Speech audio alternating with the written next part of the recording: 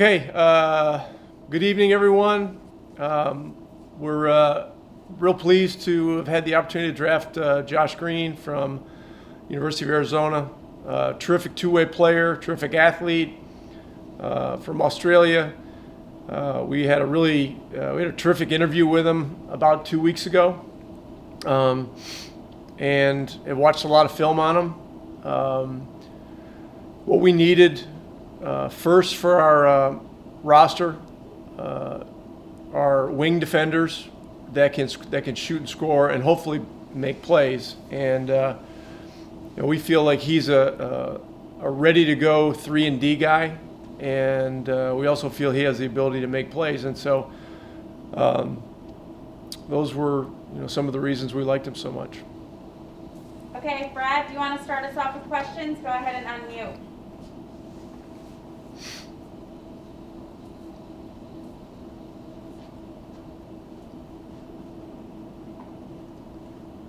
Brad, you there? Yeah, apologies. I was having trouble unmuting. Do you hear me? Yep, got you now. Yeah. So you mentioned your in-person talk with him. Was that a Zoom? Was that, how did that go? How did that transpire? Was that a Zoom talk? Did you get to meet him in person? And what were your other impressions?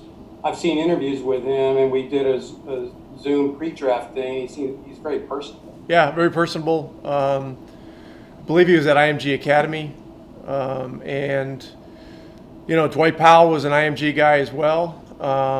We talked about that a little bit. It was a Zoom call. It was with myself and a lot of the basketball upper management basketball staff. Myself, Mike Finley, Donnie Nelson, Jason White, Don Cockstein, and others. And he did a terrific job. We like his size, his strength. We feel he plays with an edge, and the ability to shoot the ball is very important. And he was a very good three-point shooter in college. Thank you. Okay, Mac, go ahead.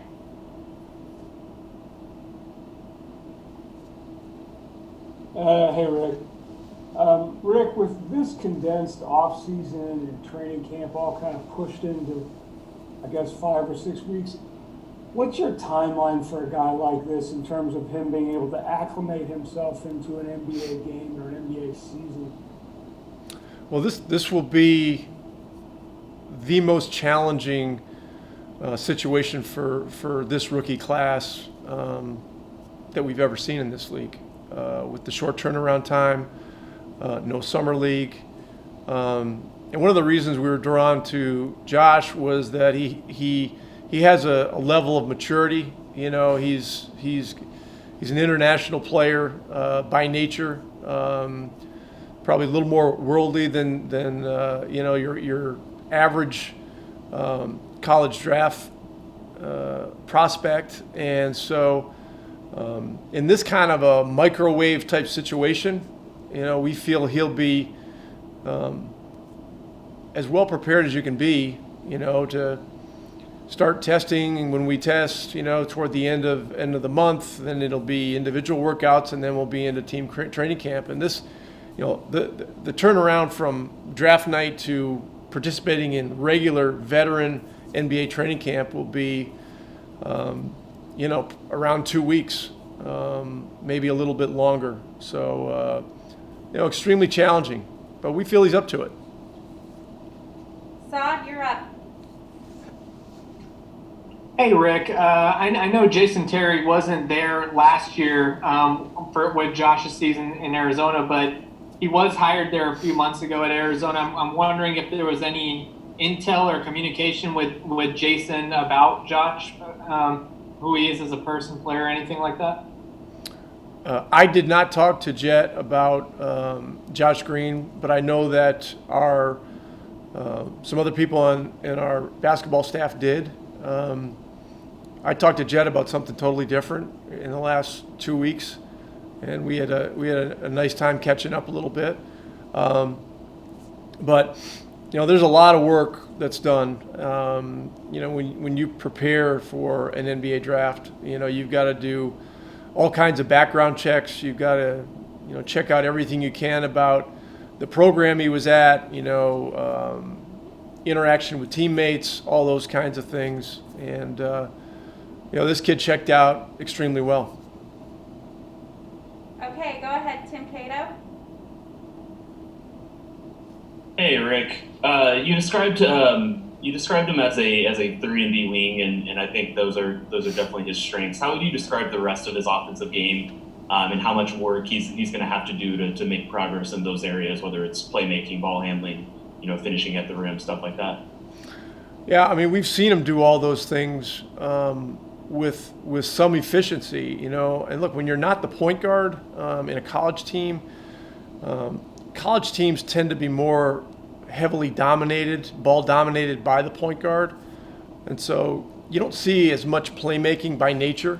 But he was a 2 at Arizona with size, and he did make plays off the dribble, and he was strong, good free throw shooter, and good defender. Look, coming off of last year, our offense was historically great. We need to get our defense better. And some of it is going to be the kind of work we put in during training camp, but the other part of it is when we draft and when we acquire players, we want to acquire players with that mindset and that ability. Okay, Callie. Hey, Rick. During a pre-draft interview that Josh did, he mentioned that he really liked the international diversity of the roster in Dallas. So I'm curious, how do you see him, fitting in with that worldliness you mentioned and just with the overall team culture and dynamic? Well, I mean, that's a coincidental thing. I mean, that's not the reason we drafted him. We drafted him because of his ability, his character, and his game. But our team is very diverse. If you look at our roster in terms of where guys are from, our guys are from a lot of different places, and including we have a lot of players that are American too. And so I think he'll find our team to be very engaging, a great group of guys that have grown together and that work hard. And I see it as an easy situation to assimilate into. Okay, we've got 2 more. Nui.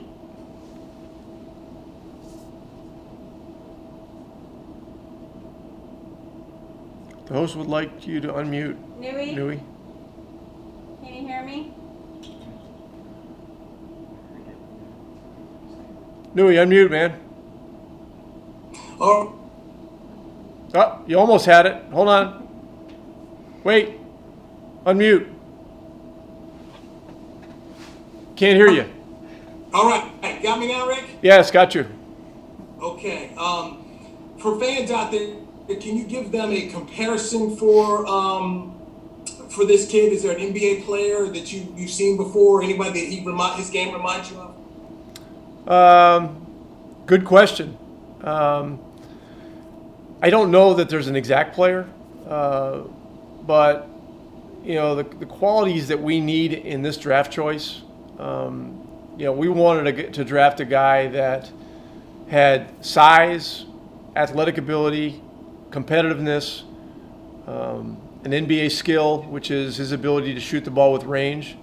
And we're looking for a guy that can potentially be a rotation player for us. And so, we think that because of his experience and because of his background and the type of person he is, that he has the opportunity to compete at that level. So we're looking forward to having him here. And once he gets here, things are going to start happening real quick. Eddie.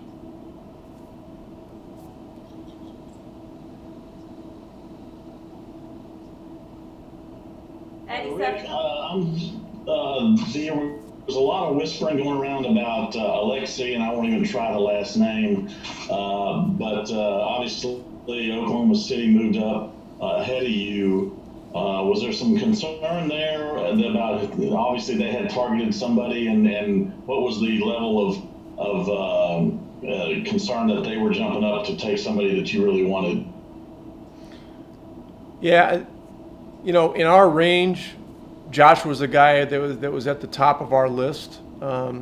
There's been a lot going on in this draft. A lot of teams trying to move up, some teams trying to, trade down. A lot of activity. There's multiple teams in the first round with multiple picks. That creates a lot of dialogue.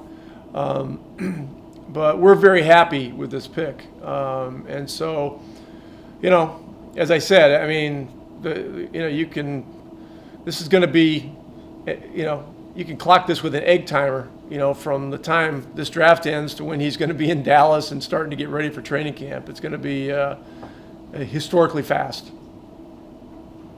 Okay. All right. Thanks, Greg. everyone.